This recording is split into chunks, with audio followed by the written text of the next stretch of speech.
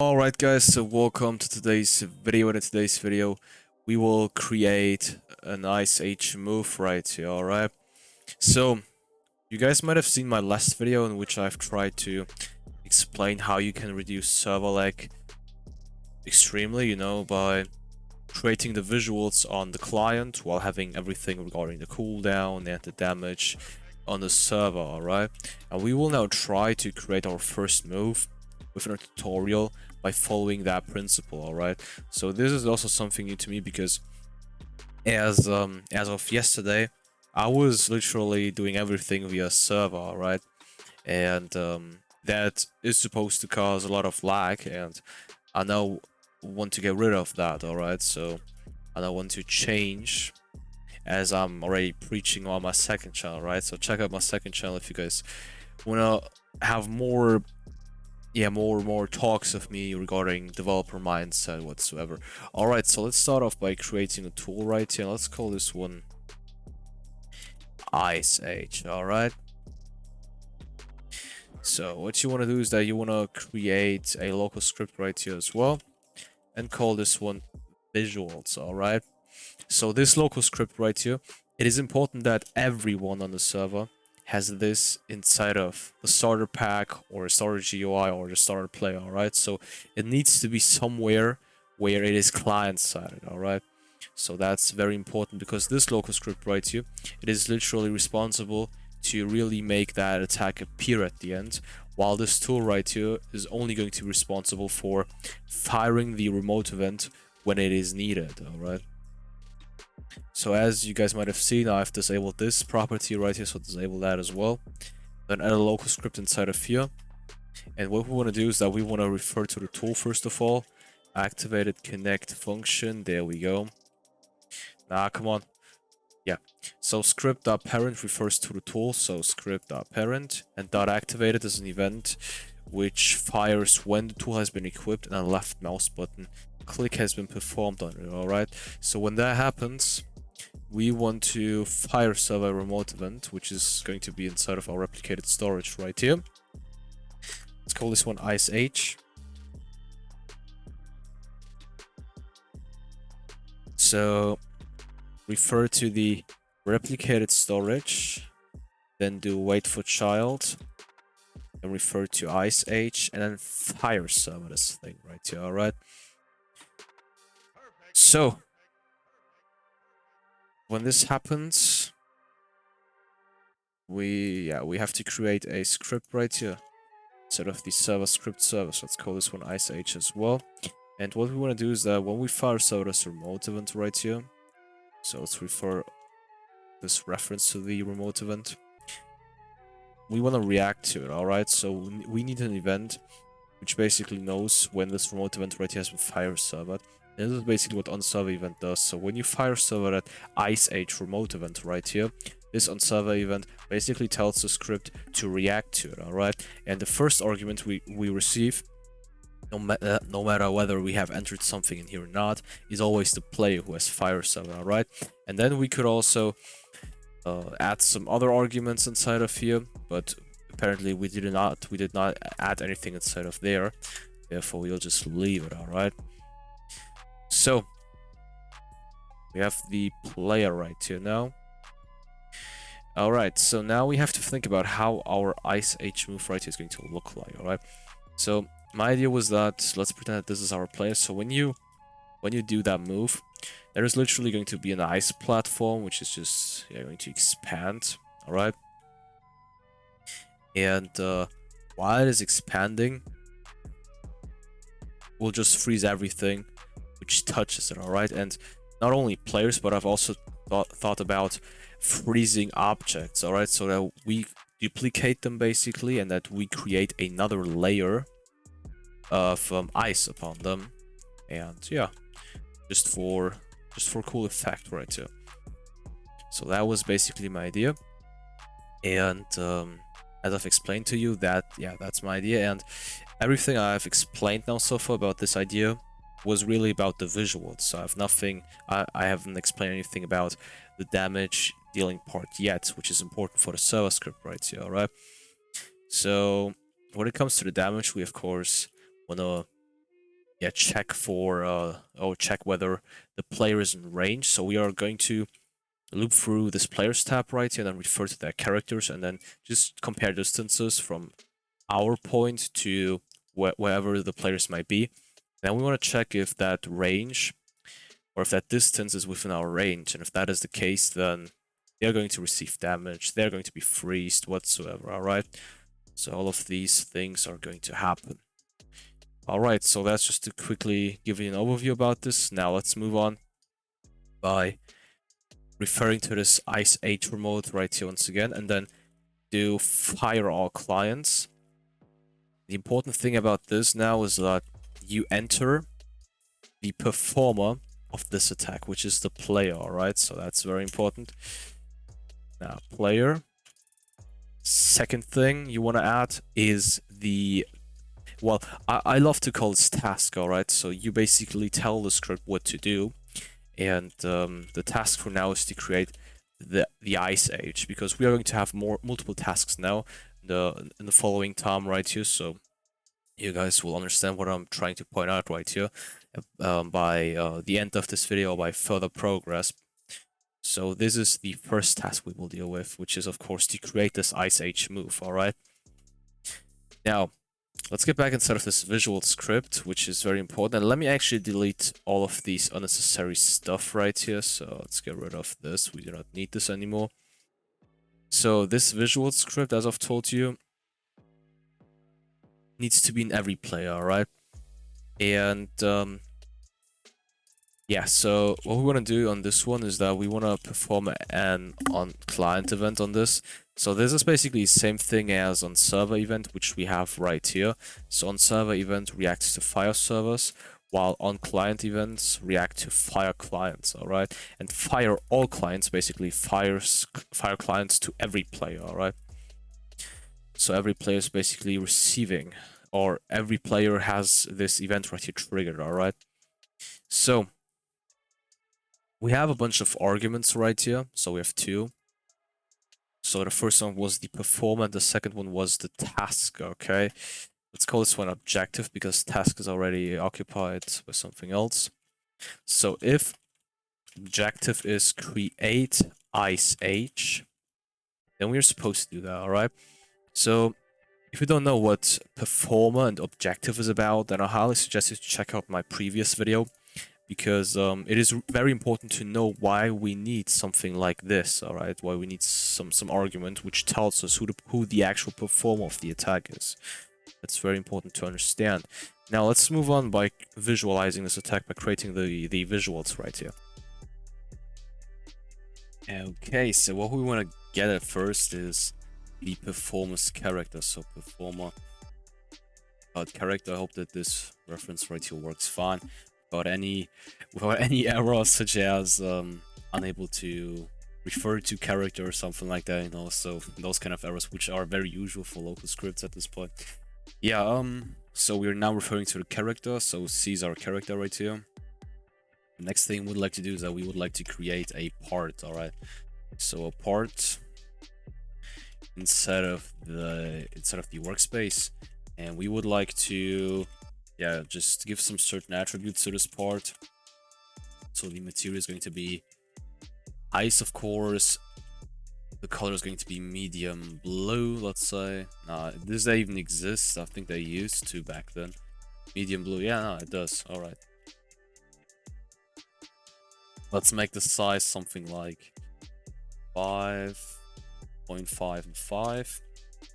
Let's do the C-frame like this. So we're going to be using our root part C-frame, and then from there we want to go down by now we actually have to experiment around a little to see which C-frame is perfect. So let's play and let's test this out.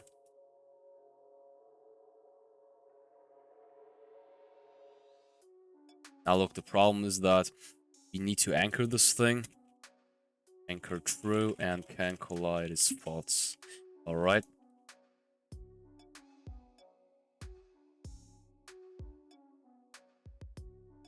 As you can see, This thing's probably below the base plate, or exactly inside of it. All right. So 4 is a little bit too much. We have to decrease this to, let's do 2.5. Let's see what this is about.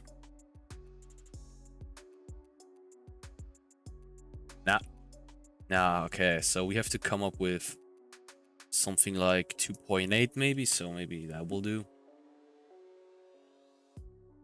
Yeah, okay, look.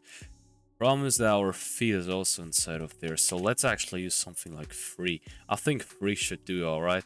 So if 3 isn't it, then I don't really know. Yeah, alright. Look. Come on. Last time. Last chance, alright? So after that, I'm not gonna change it. Alright, yeah. 3.2 is alright. So come on, wait, let me do something like 3.1, because the more you zoom out, the more you're able to see that the base plate's texture really adapts to, or really overlays itself to this ice, or over this ice age thing right here. All right, so 3.1 is fine. All right, so next thing which we want to do is that we want to script the expansion. All right, so how is this expansion gonna work? It is actually very easy to do. So all we want to do is we want to create a tween right here. All right, so tween service create. So I'm not gonna be explaining how tweens work in general. Now wait, I'm going to do that, but I'm not gonna go into detail. All right, so how do those tweens work? So you basically have to think about a block. All right, and when it comes to sizing a block, so changing the size of it, let's pretend that we have a block which is very, very tiny, all right? And then we have a block, or we have the wish to make this tiny block extremely big, all right? So there are 2 ways to approach this problem now. So you could create a script which just takes the block, means refers to it, and then you just write down that the size immediately changes to something very big. All right, so something like part.size equals vector3.new and then any high number. All right, so you could do that, and that will also work. The only problem is that there is no transition in between the state of being tiny and the state of being, yeah, big. All right, and what tween service does is that basically creates this kind of transition. So I think that this will get more clear to you once I'm done with this tween service right here.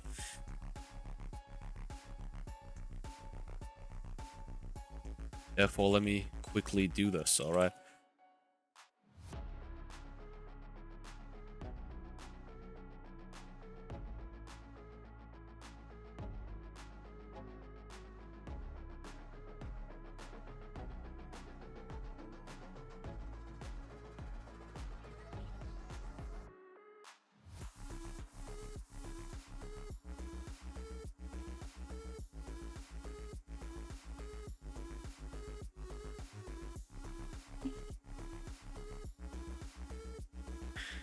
All right, so let me show you what I was talking about. So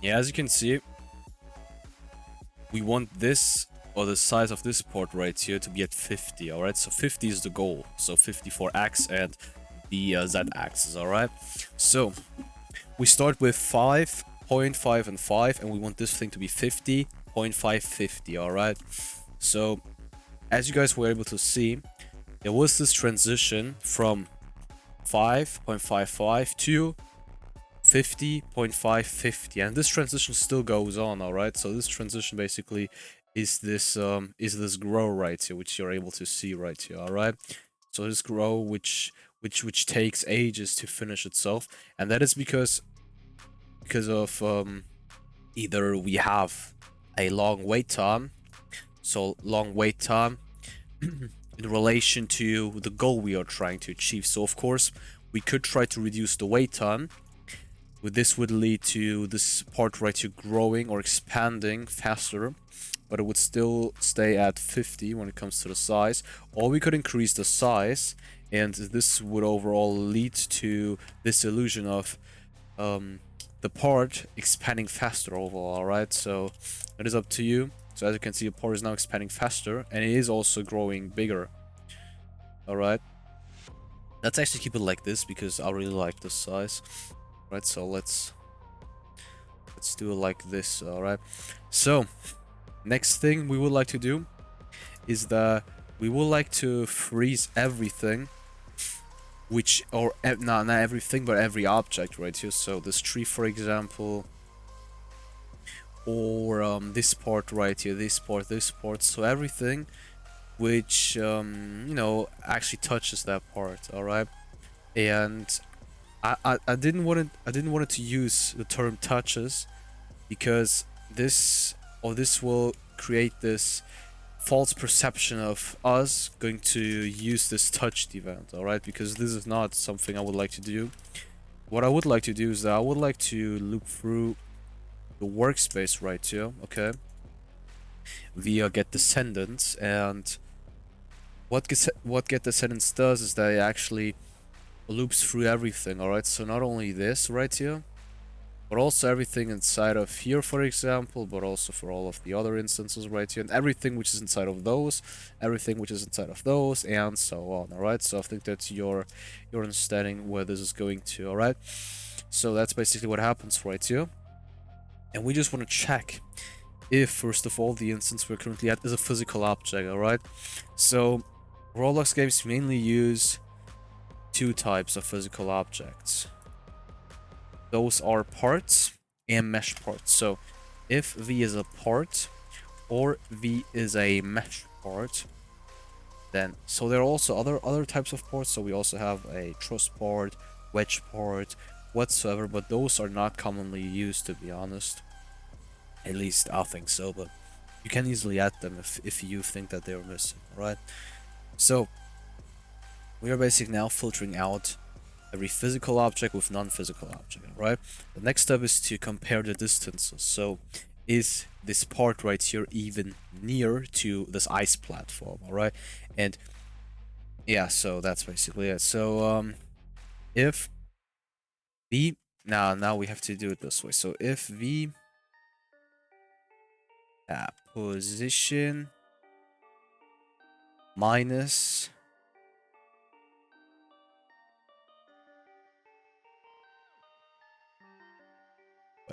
wait, I'm still thinking about which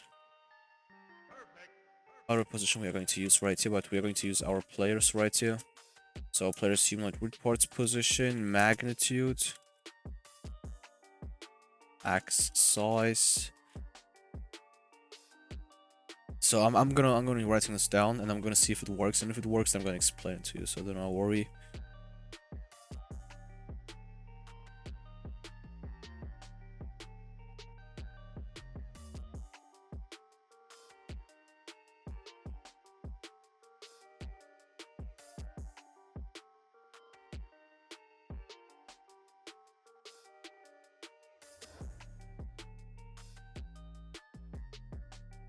So I'm gonna be explaining this in a bit. I just want to see if it works, alright?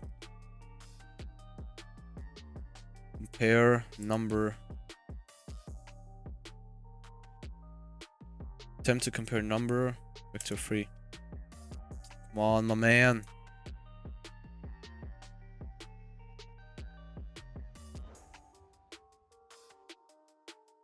Yeah, but where exactly now? So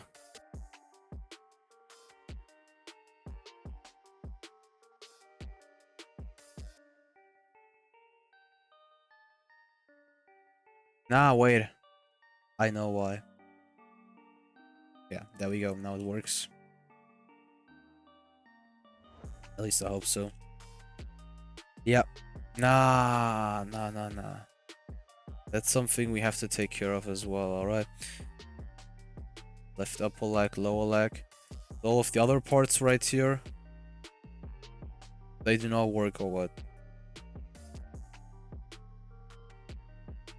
Stupid.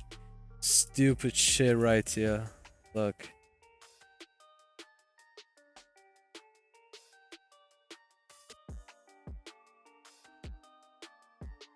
Nah, look, alright, so this is basically for comparing distances, alright, but there is a far greater problem we have to take care of. And this is to make sure that we're not targeting any parts which belong to our character, alright? So how can we do that? We have to make sure that one ancestor of this V right here, which could possibly be our body part, so that this ancestor does not equal our character, alright?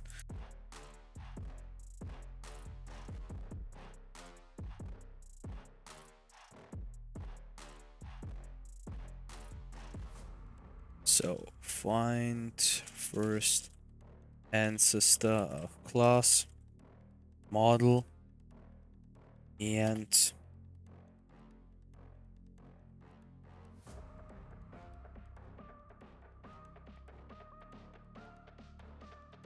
now we could just do this.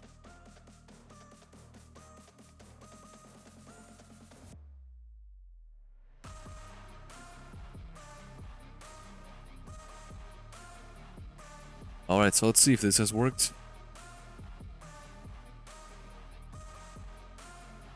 Okay. It did work, but it did not at the same time. So the problem is fixed, so the problem I was trying to fix right here is fixed, but this still doesn't work. I don't know why. I don't know why. I think that it will work when we remove this requirement right here. I have a slight feeling that this is the fix for it. No, it isn't. It actually isn't. It isn't, guys. It isn't. It isn't. Ah, come on, man. You gotta be joking. Alright, so I'm gonna suggest that I'm gonna be back once I've found a fix. Alright, so I'm gonna pause the video at this point. I have understood what the problem is, so I've just printed out all of the numbers right here. So the problem is that we have this as a requirement, alright? And adding this as a requirement, this is the problem. So as you can see, 2.5 is basically this, alright? And I had the expectation that this is supposed to be 50 divided by 2 makes 25, alright? So this was my expectation, alright? Expectation, I'm sorry. And I was totally wrong. So at the time where this runs, this tween is not done, alright? And it runs immediately after the tween was played, alright? So the size is still at 5. And what we have to do instead of having it like this is that we know that the part right here is going to be 100, alright? So 100 in X and Z. So divided by 2, that makes 50. So we can just add the 50 right here instead of having this problem with, you know, this thing right here.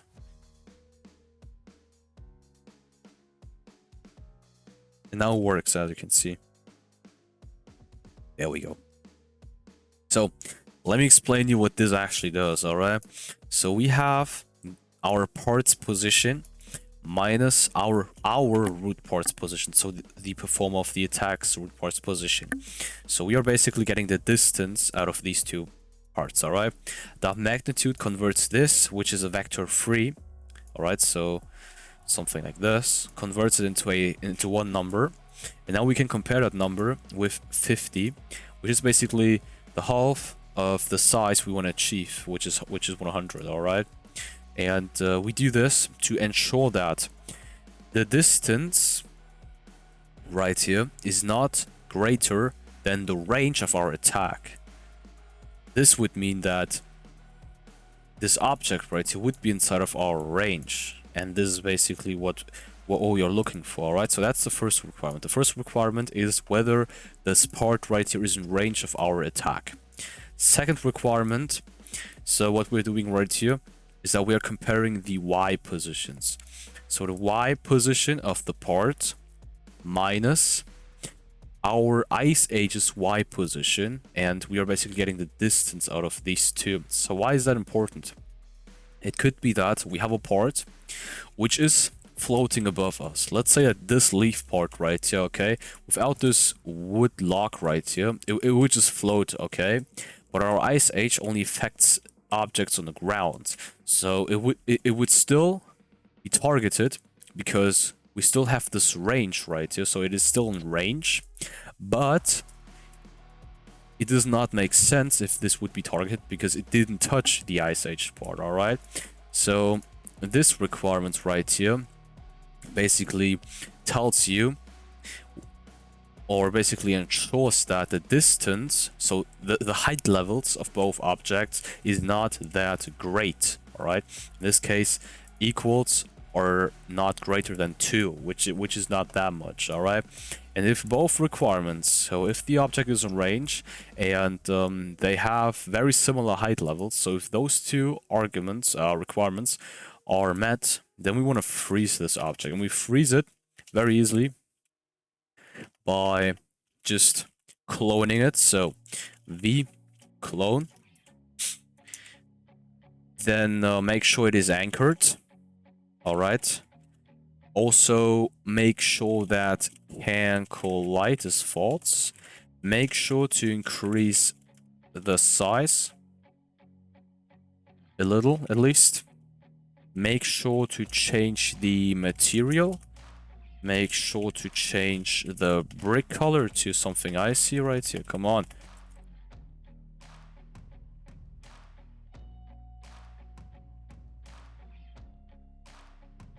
Let's also change the transparency. And let's actually anchor V as well. Alright. Let's see how this is going to look like. So I'm excited. Let's see. Now we've now deleted the wood lock. Okay. Ah, wait. We probably have to adjust the C-frame right here. So F C-frame equals V C-frame. So we're just adjusting the position of our freeze part right here. That did not work as well. Maybe because we did not parent this, alright? So we still have to parent it. Parent workspace. I don't know about the C-frame, so whether the C-frame can stand there or whether we have to adjust it after parenting everything. Ah, okay, we do not have to. Now, as you can see, there is now this ice layer upon every part right here, alright? And this ice layer just makes this move right here more realistic, in my opinion. I don't know why this is not affected.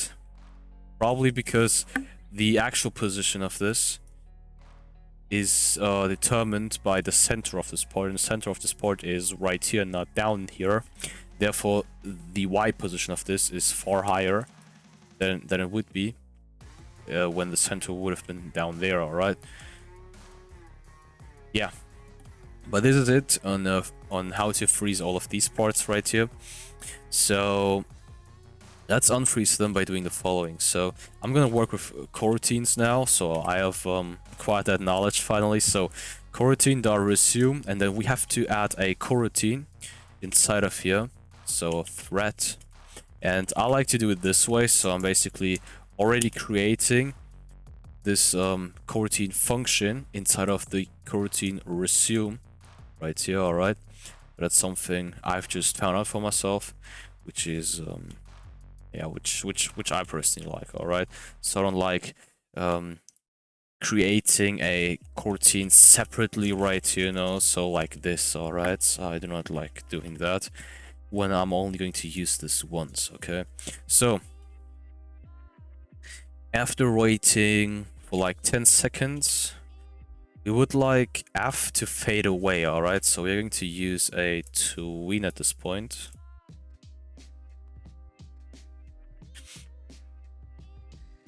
Nah, so we actually... Nah, wait, so we do not even have to use coroutines then. We can just use a tween at this point. Alright. Nah, come on. 10. So F. And what we're going to do is that we want to increase the transparency to 1. Once this tween right here is completed, we want to destroy F. We want to unanchor V. All right. So this tweet now applies to F, which is our freeze part. It lasts 10 seconds, and in those 10 seconds, the transparency is going to go from 0.5 to 1, all right? So this is what happens right here. All right. Now, next thing we still have to do is that we have to clear this up, all right? So basically, axe destroy. So let's do something like that. Now, next thing we have to do is that we have to freeze players as well. So that's important, all right? So players, enemies who are nearby, whatsoever. So we have to freeze them.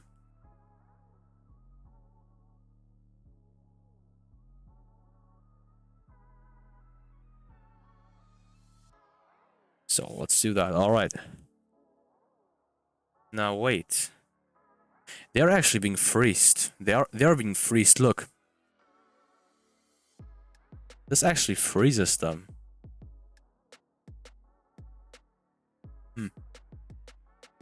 No. Anyways, we still have to do this on the server as well. At least something similar to it. So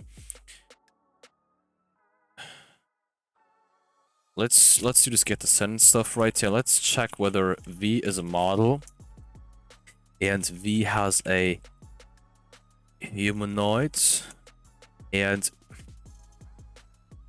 V is not player.character. So those are our three requirements. So whether this thing is a model, which is important when you work with character models. So what we're trying to do right here is that we are trying to filter out a character model from the rest of all of those instances which are inside of the workspace. All right. So character models are obviously models. That's the first requirement. Second requirement is that character models carry a humanoid. All right. Otherwise they would not be a character model. All right. So that's the second requirement. Third one is that this character model we are trying to filter out right here is not our character model, because we do not want to be affected by everything which is now following, all right? And that is that we are going to deal damage to the enemy, of course. Now wait, before we do that, we actually want to compare distances as we have done right here. So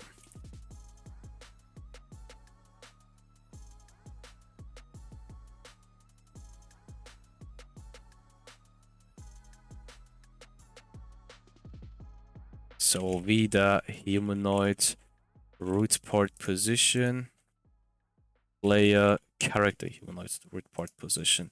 So if the distances are right, then we want to deal damage to this enemy right here. So take damage, math random. Yeah, let's say something around 10 to 20. The next thing which you want to do is that... Oh, wait, I was actually thinking about anchoring the humanoid root at this point, but I don't know if this is really necessary, alright? I don't know how far this client replication right here can go. Well, let's actually test it out, alright? So I'm gonna host a local server right here, and we'll see what we are able to do, alright? So I'm gonna be back once this is hosted. Alright, so here we go. Okay, look, I'm not able to move. And also have no parts right here, but that is because... Yeah, that is because of this body type right here, okay? Because of my character itself. So, okay. So he's receiving damage. He's receiving damage as well. We are freezing all of those parts. That's good. That's good. I'm wondering what this part right here is. Really? What is this? I think I know what this is, but we'll see, we'll see. Now, let me undo this. So apparently this does work. So here we go. So...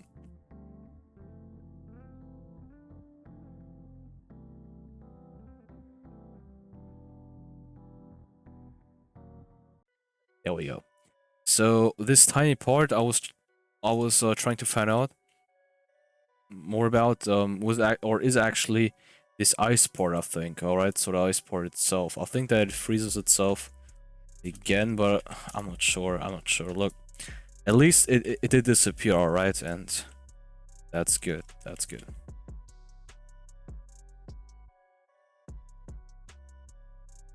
Alright, I think that this is pretty much it for the video, okay? So there's nothing more I could do. Well, I could of course add some cool particles, I could add a cool animation, but I'll leave that to you, alright? So I've done some major parts of this, so I've showed you how to freeze objects around you and whatsoever, alright? So I think that this is actually enough. What about this? Look, this is being freezed as well. Very interesting. Can I freeze this? Yeah, I can freeze that as well. What about everything over there? Let me try to actually do something to them.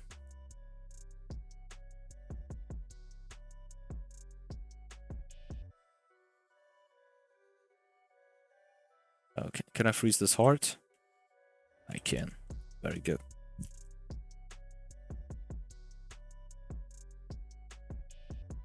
Yeah, so this is one decent move in my opinion. Back then, when I used to play a lot of One Piece games, I don't know how it is today, but back then, those One Piece games, they did not have that kind of feature, alright? So that objects right here, that they just, you know, that they freeze when they touch this Ice Age part right here. Look, as I've told you, my idea was that the center part is actually located somewhere right here, and I was true. So making this ice part appear on a higher level makes it more near to their center parts, which leads to the freeze of those parts right here. All right. Look, we can also freeze this one. Yeah, with that being said, thank you guys for watching. Leave a like, subscribe, share this video to all of your friends. Leave me feedback in the comment section, guys. Take care and see you in the next video.